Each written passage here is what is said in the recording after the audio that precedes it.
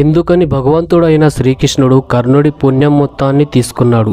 కారణం మీకు తెలిస్తే మీ మతిపోతుంది. అసలు ఏం జరిగితే శ్రీకృష్ణుడు ఇలా చేయాల్సి వచ్చింది అనేది వివరంగా తెలుసుకుందాం. దానికంటే ముందు మన వీడియోని ఒక లైక్ చేసి జై శ్రీకృష్ణ అని కామెంట్ చేయండి. మరియు మన వీడియోని మొదటిసారి చూస్తున్నట్లయితే ప్లీజ్ ఖచ్చితంగా సబ్స్క్రైబ్ చేసుకోండి. కర్ణుడి మరియు అర్జునుడి మధ్య జరిగిన ఆఖరి యుద్ధం మహాభారత కాలంలోనే అత్యంత భయంకరమైన యుద్ధం. కర్ణుడు మరియు అర్జునుడు ఒకరిపై ఒకరు అత్యంత భయంకరమైన శాస్త్రాలతో అస్త్రాలతో దాడి చేసుకుంటున్నారు. అత్యంత శక్తివంతమైన బ్రహ్మాస్త్రాన్ని ఒకరిపైన ఒకరు ఎన్నోసార్లు దాడి చేసుకున్నారు.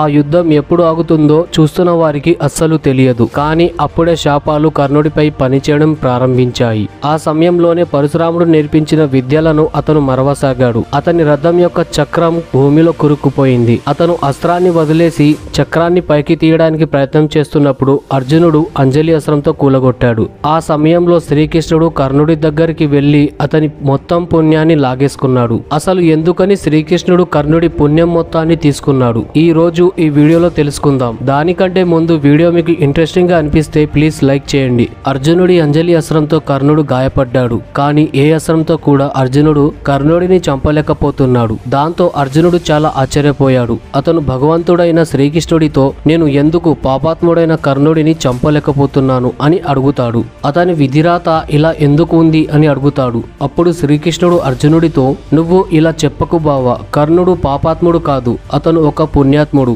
అతను ఎన్నో పుణ్యకార్యాలు చేశాడు. ఎందరికో దాన ధర్మాలు చేశాడు. అతను చిన్నప్పటి నుండి దాన ధర్మాలు చేస్తూ వచ్చాడు. అతని దగ్గర వెళ్ళిన వాళ్ళు ఎవరు కూడా ఖాళీ చేతులతో వెనక్కి రాలేదు. నీ తండ్రి ఇంద్రుడు నీ మీద ప్రేమతో కర్ణుడి దగ్గరికి వెళ్లి కవచకుండలాలు అడిగినప్పుడు కర్ణుడికి తెలుసు వచ్చిన వాడు ఇంద్రుడు అని. అయినప్పటికీ కర్ణుడు కవచకుండలాలు దానం చేశాడు. ఈ కారణం చేతనే నువ్వు ఈ రోజు కర్ణుడిని చంపలేకపోతున్నావు. కర్ణుడు తన జీవితంలో చెప్పలేని దాన ధర్మాలు చేశాడు. అందుకే ఈ రోజు ధర్మదేవుడు నీ బాణాలు కర్ణుడికి ఎలాంటి హాని చేయకుండా చూస్తున్నాడు. అందుకే నువ్వు కర్ణుడిని వధించలేకపోతున్నావు అని చెప్పాడు. దీని తర్వాత శ్రీకృష్ణుడు ఒక బ్రాహ్మణుడి రూపాన్ని ధరించి గాయపడ్డ కర్ణుడి దగ్గరికి వెళ్ళాడు. కర్ణుడు శ్రీకృష్ణుని నమస్కరించాడు.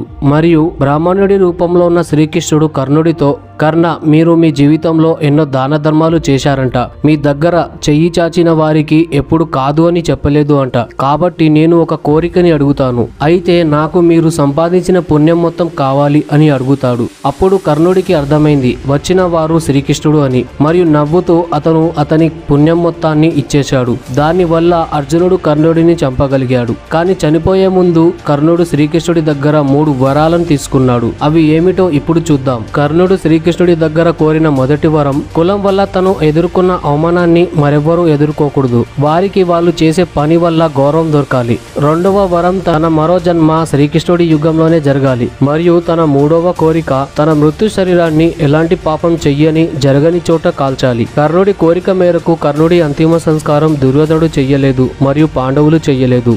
దుర్యోధనుడు కర్ణుడి అంతిమ సంస్కారం చెయ్యాలి అనుకున్నాడు. కానీ శ్రీకృష్ణుడే కర్ణుడి అంతిమ సంస్కారం చేశాడు. భూమి మీద ఏ చోట కూడా పాపం చెయ్యని వాళ్ళు లేరు. కాబట్టి శ్రీకృష్ణుడు కర్ణుడి అంతిమ సంస్కారం తన అరచేయి పైన చేశారు అని అంటుంటారు. శ్రీకృష్ణుడు ఏ చోట అయితే కర్ణుడి అంతిమ సంస్కారం చేశాడో ఆ చోటు ఇప్పుడు కర్ణప్రయోగ్ అని పేరుతో పిలువబడుతుంది. ఇక్కడ కర్ణుడి మరియు శ్రీకృష్ణుడి మందిరాలు ఉన్నాయి. వారి విగ్రహాలకి ఇప్పటికీ పూజలు జరుగుతాయి. లోకకథ ప్రకారం ఇక్కడ కర్ణుడు తపస్సు చేసి సూర్యదేవుణ్ణి ప్రసన్నం చేశాడు అంట. సూర్యుడు కర్ణుడికి నువ్వు గొప్ప వీరుడిలా ప్రపంచ ఖ్యాతిని పొందుతావు అని వరాన్ని ఇచ్చాడు. ఫ్రెండ్స్, మీ దృష్టిలో కర్ణుడు గొప్ప వీరుడో కాదో కింద కామెంట్ చేయండి. మరియు మీ దృష్టిలో మహాభారతంలో ఎవరు గొప్ప వీరులో కింద కామెంట్ చేయండి. అదే విధంగా వీడియోపై మీ అభిప్రాయాన్ని తెలపండి. మరియు వీడియో నచ్చితే ఖచ్చితంగా లైక్ చేయండి. మన ఛానల్ని ఇప్పటి వరకు సబ్స్క్రైబ్ చేసుకోకపోతే ఇప్పుడే సబ్స్క్రైబ్ చేసుకోండి. Thank you friends. Thank you for watching. Thank you.